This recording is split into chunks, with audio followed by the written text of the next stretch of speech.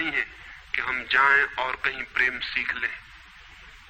एक मूर्तिकार एक पत्थर को तोड़ रहा था। कोई देखने गया था कि मूर्ति कैसे बनाई जाती है।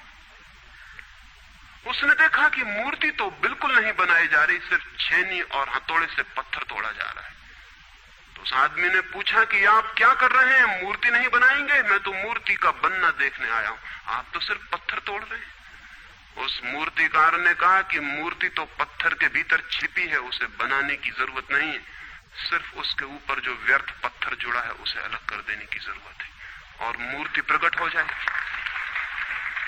मूर्ति बनाई नहीं जाती, मूर्ति सिर्फ आविष्कृत होती है, डिस्कवर होती है, अनावृत होती है, उगाड़ी जाती है। मनुष्य के भीतर प्रेम छिपा है, सिर्फ उगाड़ने की बात है, उसे पैदा करने का सवाल नहीं है, अनावृत करने की बात है।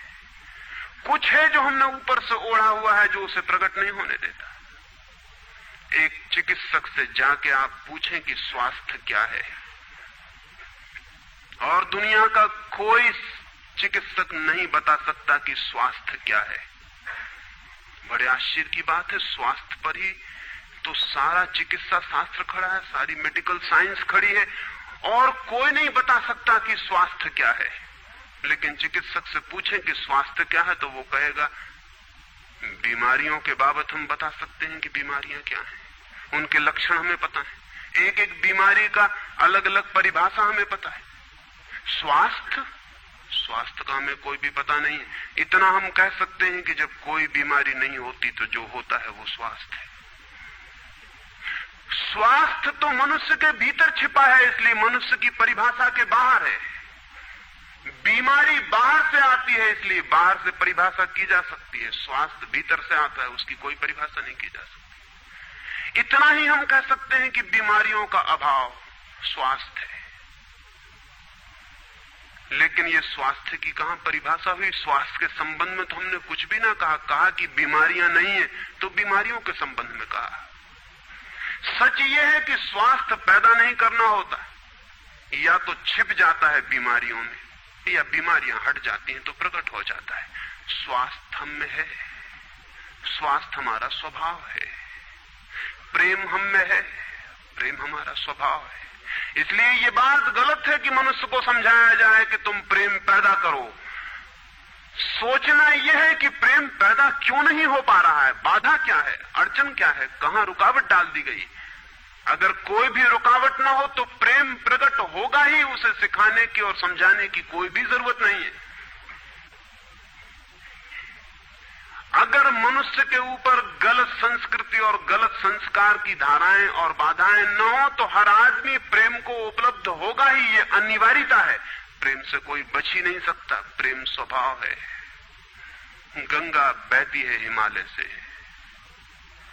बहेगी गंगा, उसके प्राण है, उसके पास जल है, वो बहेगी और सागर को खोज ही लेगी। न किसी पुलिस वाले से पूछेगी, न किसी पुरोहित से पूछेगी कि सागर कहां है।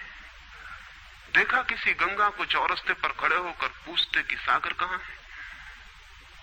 उसके प्राणों में है छिपी सागर की खोज और ऊर्जा है, तो पहाड़ तोड़ेगी, मैदान तोड़ेगी और पहुंच जाएगी सागर तक। सागर कितने ही दूर हो, कितना ही छिपा हो, खोज ही लेगी। और कोई रास्ता नहीं है, कोई गाइड बुक नहीं है कि जिससे पता लगा ले कि कहां से जाना है, लेकिन पहुंच जाती है। लेकिन बांध दिए जाएं, चारों तरफ परकोटे उठा दिए जाएं, प्रकृति की बाधाओं को तोड़ के तो गंगा सागर तक पहुंच जाती है। लेकिन अगर आदमी की इंजीनियरिंग की बाधाएं खड़ी कर दी जाएं तो हो सकता है गंगा सागर तक न पहुंच पाए।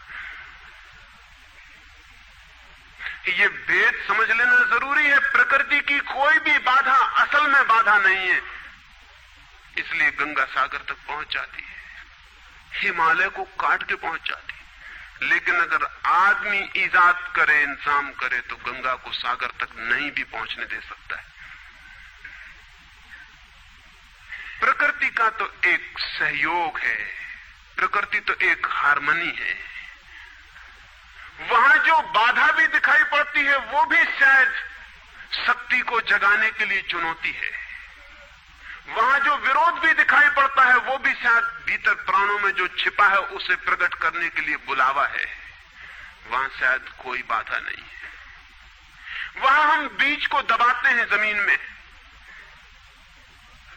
दिखाई पड़ता है कि जमीन की एक परत बीज के ऊपर पड़ी है, बाधा दे रही, लेकिन वो बाधा नहीं दे रही। अगर वो परत ना होगी तो बीज अंकुरित भी नहीं हो पाएगा। ऐसे दिखाई पड़ता है कि एक परत जमीन की बीज को नीचे दबा रही है, लेकिन वो परत दबा इसलिए रही है ताकि बीज दबे, गले और टूट जाए और अंकुर बन जाए। ऊपर से दिखाई पड़ता है वो जमीन बाधा दे रही, लेकिन वो जमीन मित्र है और सहयोग कर रही बीज को प्रकट करने में। प्रकृति तो एक हारमोनी है, एक संगीतपूर्ण लयबद्धता है, लेकिन आदमी ने जो जो निसर्ग के ऊपर इंजीनियरिंग की है, जो जो उसने अपने यांत्रिक धारणाओं को ठोंकने की और बिठाने की कोशिश की है, उससे गंगाएं रुक गई हैं, जगह जगह अवरुद्ध हो गई हैं। और फिर आदमी को दोष दिया जाता है। किसी बीज को दोष देने की जरूरत नहीं है। अगर वो पौधा न बन पाए तो हम कहेंगे कि जमीन नहीं मिली होगी, ठीक, पानी नहीं मिला होगा, ठीक, सूरज की रोशनी नहीं मिली होगी, ठीक, लेकिन आदमी के जीवन में खिल न पाए फूल प्रेम का तो हम कहते हैं तुम हो जिम्मेवार।